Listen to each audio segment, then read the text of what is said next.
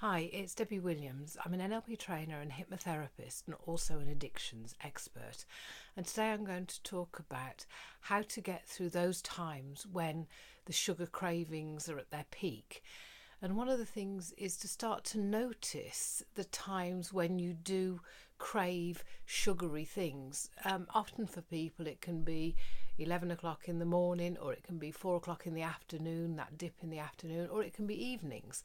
And if you know the times when you're most vulnerable to these urges, one of the things that you can do is put in place a plan of, well, what could I do instead? And perhaps buy something in like the most expensive purple cherries from Marks and Spencer for you to have at that particular time. And so it's like, oh, well, these cost me so much and they are delicious, and actually it's hitting that sweet tooth, but it's not doing the same negative consequences as pure refined sugar does.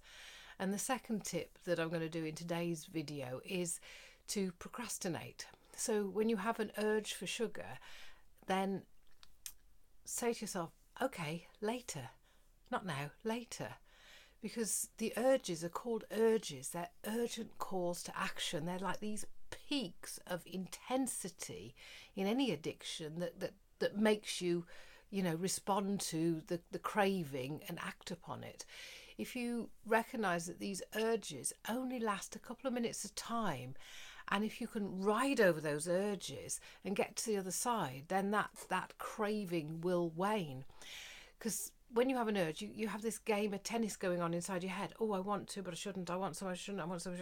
And there's so much noise that in the end, it's easy to just give in to the urge to shut up the noise. And of course, when you eat something, especially if you eat it fast, it fires off all different serotonin and chemicals in the system that it puts you in that bit of like sort of state, and it's a calming state. So, there's lots of links towards what sugar does and any processed food really, or any food eaten sort of like manically.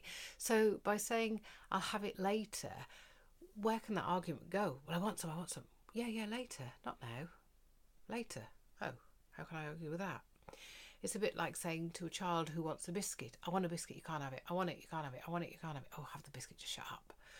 If you say to that child, look, you can have the biscuit, but only after you've eaten your dinner and you've eaten all the vegetables. And that child is like, I've got to earn the right to my biscuit. And many times after they've eaten their dinner and their vegetables, they've forgotten about it because the urge has gone.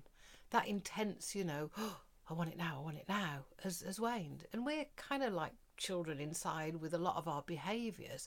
So having that little phrase, yeah, I'll have it later, shut up, later. I'm not saying no, just shut up, later. It helps you to ride over that urge and get to the other side. And the third tip for today is having a plan. So if you want to break this sugar addiction, do a simple plan of the kind of foods that you'd like to eat this week. Because see, most people have the same breakfast, most people have the same lunch, and it's the evening meal that's slightly different. And perhaps you have the snacks sort of, you have a snack at 4 o'clock, and then in the evening or whenever it is, of planning some replacement things that you'd really look forward to having. And it could be something that's highly sweet, something that's like got date bar in it. It could be a protein bar that's full of dates and nuts and stuff, so it hits the spot, so that you can see that this is the plan I want to go towards. And if you also do a plan for the week, then you can see, well, will this take me nearer to where I want to go or further away?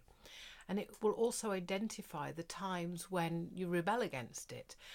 And what I want you to notice on those times is, well, how did it feel later? So the next week when you do a plan and the urge comes at that certain time to rebel, think, well, yeah, I can do it later. But if I do it now, how will it feel over time? And you'll suddenly realise, actually, last time I did this, I felt dreadful. This isn't getting me where I want to go. Okay, it's great talking to you today. Bye now.